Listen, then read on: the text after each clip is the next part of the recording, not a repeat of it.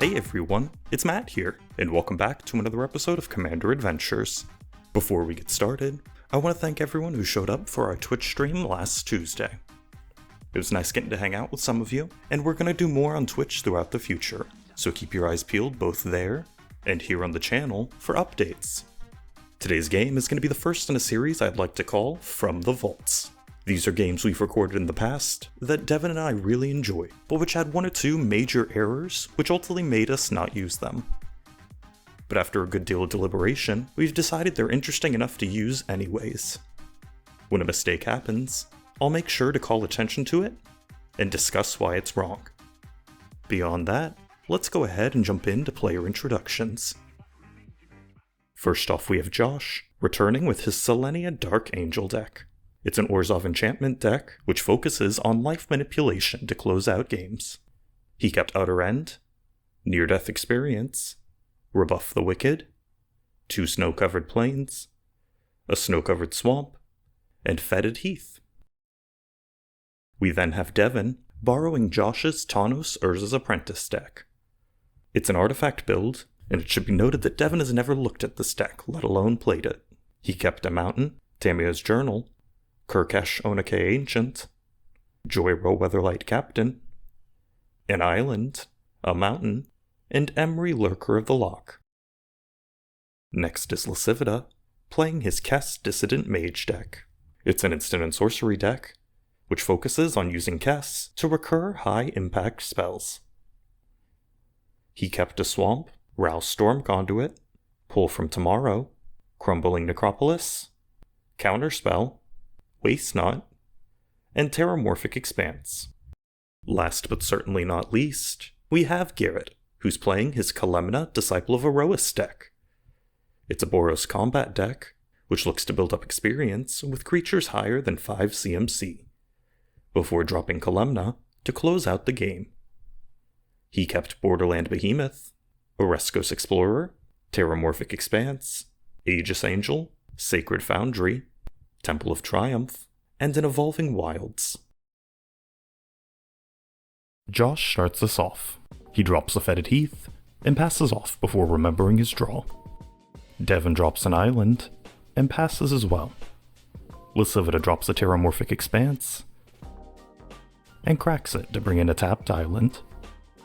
Garrett drops a Terramorphic Expanse as well, and then closes out round 1 by cracking it to grab a tapped mountain. Josh drops a plains and passes. Devin drops a mountain and goes to pass off, before remembering he can cast his 2-drop Commander Tawnos. Lacivita drops a tapped Crumbling Necropolis and passes as well. Garrett drops an Evolving Wilds. He then cracks it to grab a tapped plains, before passing. Josh drops a swamp and passes off again. Devin drops an island and moves to combat, hitting Garrett for 1 with Tawnos, before passing as well. Lacivita drops a swamp and casts a Waste Not, and in response, Devin mana drains it. With nothing else this turn, Lacivita passes off. Garrett casts an Oreskos Explorer in main 1. All of his opponents control more lands than he does, so he searches his library for 3 plains cards and puts them to hand. He drops a Boros Garrison and bounces a mountain back to hand, before discarding down at end step and passing off. Josh draws. He drops a plains and casts a Tree of Perdition. Devin draws for turn and then adds 2 colorless mana from Mana Drain. He drops an island and casts a Tamiya's Journal. He then moves to combat and hits Lacivita for 1, before passing turn. Lacivita misses a land drop and passes with nothing to do. Garrett drops a plains. He casts his Commander Kalemne and passes off. Josh moves to his turn. He casts a Triskaidekaphobia, and Lacivita puts a hard stop to his plans with a counterspell. Josh then drops a Glacial Chasm and sacrifices a plains as it enters, before passing off. Devin gets a clue on his upkeep. He drops a mountain and casts a Joyro Weatherlight Captain. He then follows up with an Emry Lurker of the Loch. He draws on cast from Joyra, and then he mills these 4 cards as Emry enters the battlefield. Devin then passes off. Lacivita draws, and misses another land drop before passing turn. Garrett drops a mountain. He casts an Obelisk of War, and gets an experience counter from Kalemne on cast. He moves to combat, and swings Kalemne at Devin, who blocks with Tawnos. Garrett passes off, and at his end step, Josh activates Tree of Perdition, switching its toughness with Devin's life total. Josh then untaps, and puts an age counter onto Glacial Chasm on his upkeep, before paying 2 life to keep it. He casts an Authority of the Consuls in main 1, before passing off. Devin gets a clue on his upkeep. He drops a Darksteel Citadel, and then passes turn, and at his end step, Lacivita pulls for 1, in a desperate attempt to dig for a 4th land. He draws a card, and discards a River's Rebuke, before moving to his turn. Lacivita drops a Thespian Stage as his 4th land. He casts the Thran Dynamo, and passes off. Garrett drops the Temple of Triumph tapped, and leaves the card he scries on top. He then casts a Cliffside Rescuer, which enters tapped, as Josh gains a life. Garrett then moves to combat, and swings Kalemne at Devin again. In response to Declaration of Attackers, Devin flashes in Shimmermere, drawing a card off of Joyra on cast. He follows up by flashing in a Palladium Mirror, and drawing on cast again. Devin then blocks with the Palladium Mirror, and Garrett passes off. Did you catch it? The primary reason we originally scrapped this game just happened. So Devin just flashed in and blocked with Palladium Mirror, but everyone at the table missed the trigger from Authority, which would have caused it to enter tapped. Since he'd be unable to block with the Palladium Mirror, Devin would be forced to block with either Joyra or Emry to stay alive. Since both are crucial pieces in the strategy of the deck, a lot of what you'll see later wouldn't be able to happen. Mistakes happen, but this one from everyone is why we originally scrapped the game. Josh puts another counter onto Glacial Chasm on his upkeep, and then pays 4 more life to keep it. He then doesn't have a land for turn, and keeps his mana open as he passes off to Devin. Devin drops the Tomb of the Spirit Dragon, before remembering his clue token from his upkeep. He activates Tamiyo's Journal, and goes to tutor up a card to hand. He then casts the Psy Master Thopterist, and draws from Joyra on cast. They then remember Psy enters tapped, as Josh gains a life from Authority, and Devin passes off. Lacivita untaps. He misses another land drop, and passes off as well. Garrett casts an Aegis Angel, and gets an experience counter. He then gives Kalemne Indestructible with Aegis Angel's ETB. He drops a tapped Sacred Foundry, and then remembers Aegis Angel entered tapped, as Josh gains a life. Garrett moves to combat, and swings Kalemne at Devin, while also swinging Noblesse of War at Lacivita. In response to Declaration of Attackers, Lacivita flashes in a Torrential Gearhulk, and chooses to cast the River's Rebuke in his graveyard, targeting Garrett. All of Garrett's non-land permanents are bounced to his hand, and he discards it down at end step before passing off. Josh untaps, and puts another age counter onto Glacial Chasm, before paying 6 life to keep it. He drops another Swamp, and casts the Tainted Remedy, and with that in place, he now has Devin held at gunpoint. At any point in time, Josh can activate Tree of Perdition to exchange Devin's life total and Tree of Perdition's toughness. This exchange would cause Devin to gain life to go back to 40. The replacement effect from Tainted Remedy would then apply, and cause him to lose that amount of life instead, causing Devin to be eliminated. With this set up, Josh passes off, and at his end step, Devin activates Emry, and flashes in the Thran Dynamo in his graveyard. He creates a tapped 1/1 Thopter from Psy, and Josh gains a life before Devin moves to his turn. Devin then remembers his draw from Joyra before drawing for turn. He drops a mountain, and casts an Unwinding Clock. This creates another tapped Thopter, and Josh gains another life, before Devin misses his draw from Joyra. Devin then passes off. Lacivita untaps, and Devin remembers his clue token before untapping his artifacts as well. Lacivita casts a Propaganda, and follows it up with a Duskmantle Seer, which enters tapped as Josh gains a life.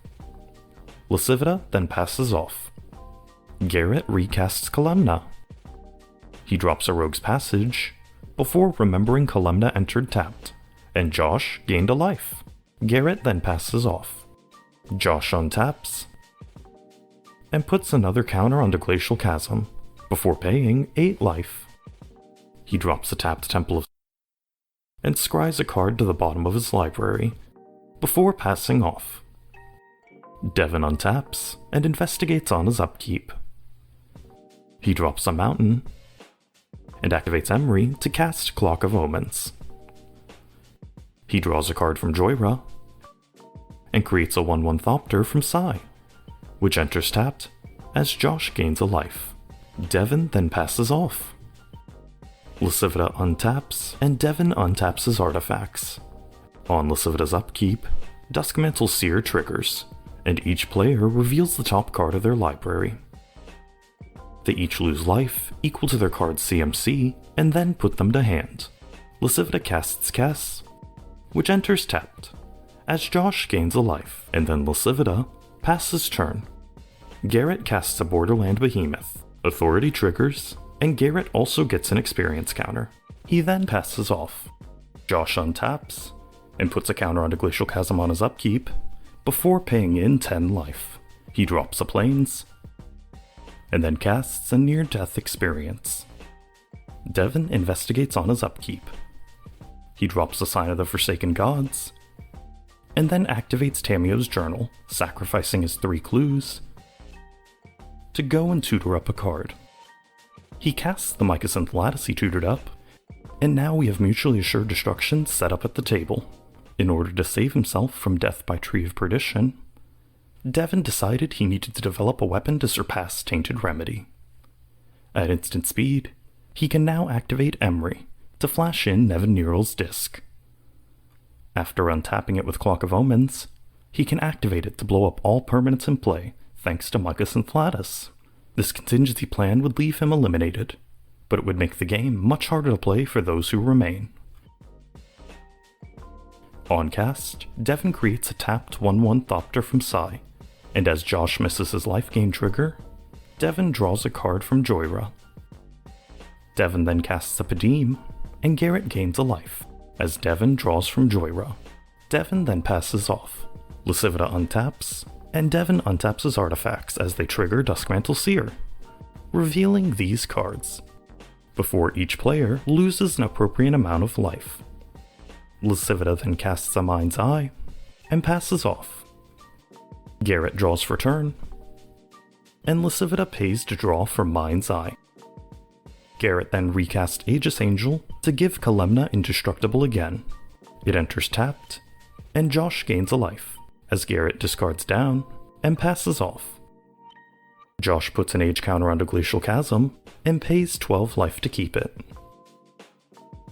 He drops a Marsh Flats and cracks it to go and grab a swamp. He then moves to his end step and casts a Necrologia, paying in 2 life to draw 2 cards. All set up now for victory from near-death experience, Josh passes off. And before turn passes, Devin flashes in a Krark Clan Ironworks and draws from Joyra. He also creates a 1/1 Thopter, and Josh gains a life. Devin then moves to his turn and drops a Great Furnace. He casts a Mirror Retriever and creates a tapped 1/1 Thopter before drawing from Joyra. He casts a tapped Trinket Mage and goes to tutor up a Walking Ballista to hand. He then taps down his board to continually untap Thran Dynamo with Clock of Omens, and also sacrifices enough of his Thopter tokens to generate enough mana to cast a Walking Ballista where X is 16. He misses his triggers from both Sai and Joyra, and then the Ballista enters tapped as Josh gains a life. Devin then passes off. Lacivita untaps, and Devin untaps his board as well. Duskmantle Seer triggers, and they reveal these cards, before each losing the appropriate amount of life and putting the revealed cards into their hands. Lacivita drops his volcanic island, and then casts a Wheel of Fortune. In response, Garrett casts a Wear targeting Glacial Chasm. In response to that, Josh casts a Rebuff the Wicked. In a full-out counter war at this point, Devin counterspells Rebuff the Wicked instead of Wheel of Fortune. And with that, Josh kicks Mutually Assured Destruction into play by activating Tree of Perdition in an attempt to eliminate Devin.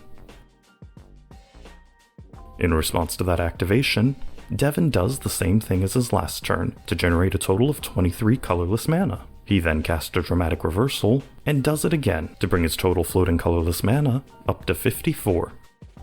He activates Emery to flash in Nevin Neural's Disc, and then untaps it with Clock of Omens. He then sacrifices everything but Mycosynthal Hetis and Nev's Disc to Court Clan Ironworks, and funnels all but 2 of his mana into Walking Ballista to bring his total counters up to 39.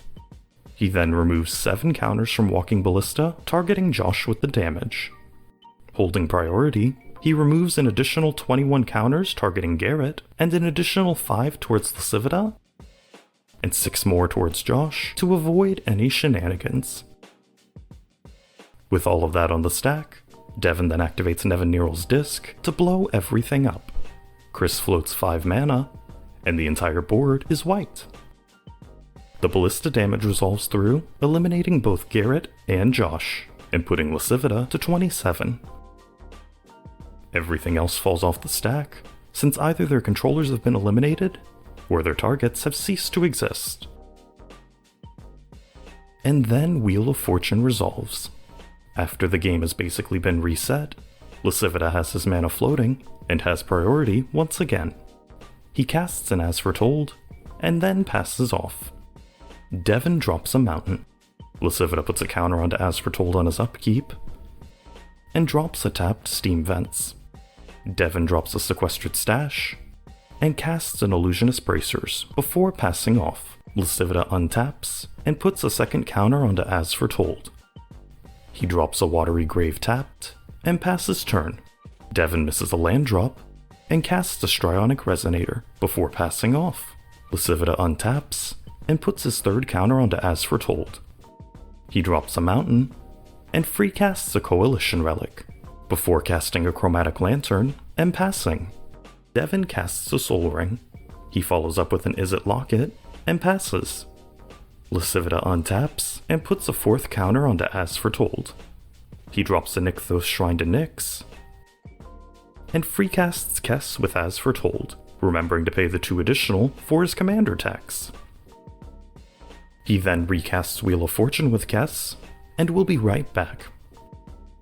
He then casts a Library of Lung, and passes off. Devin drops an island. He Chaos Warps As Foretold, and after cuts, Lacivita reveals a Commander's Sphere. Devin then passes off. Lacivita drops a Drowned Catacomb. He casts a Sapphire Medallion, and follows it up with a Consuming Apparition. He then casts a Rakdos Signet, and Devin mills until he hits a land. Lacivita then moves to combat and swings Kess at Devin before passing off. Devin drops an island. He transmutes a Muddle the Mixtures to see if there's anything to save him in this deck. He quickly realizes there isn't, and instead grabs an Isochron Scepter to hand. He then casts a Joyrus Familiar in an attempt to buy himself one more turn. Lacivita casts a Kicked Rider Replication targeting Consuming Apparition. Devin mills until he hits a land, and then Lacivita creates 5 token copies of Consuming Aberration. Lacivita then casts a Terminate targeting Joyrus Familiar, and Devin mills until he hits a land 6 times.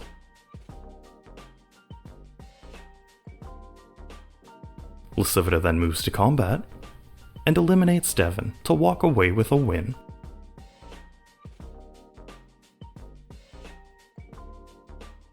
Game review. I'm going to start bringing back this segment when I feel it's appropriate. And you know what? I know this game had several mistakes, but honestly there were a lot of fun combo-oriented things which happened. Josh probably should have used Tree of Perdition and Tainted Remedy a bit more aggressively, rather than sitting on it as a defensive piece. But at the time, he was focused on trying for the near-death experience win. Devin doesn't play artifact decks, but he still did pretty admirably piloting a deck that wasn't his, and that he barely looked at before the game. Garrett started strong, and honestly got kinda robbed this game. His deck relies on consistently pressuring the player the furthest ahead, and the turn when an illegal block happened set him back, and was then compounded by River's Rebuke a turn later. And finally, we have Lacivita. Honestly, the complete reset of the game may have been the best thing for him. He spent most of the early game behind by several turns, and once he had a stocked graveyard for Kess, and as foretold in play, the game was pretty much secured. I want to give a shout out to all the players in this game, and of course to thank you all for watching. If you enjoyed this video, please leave a like, and make sure to subscribe to see more of our Commander content. This content is paid for in part by viewers like you, and you can support the channel directly through our TCG affiliate link or over on Patreon. I'll see you all later in the week with another part of our Commander 20 roundtable discussion. Make sure you're staying safe out there, and as always, thank you all for watching.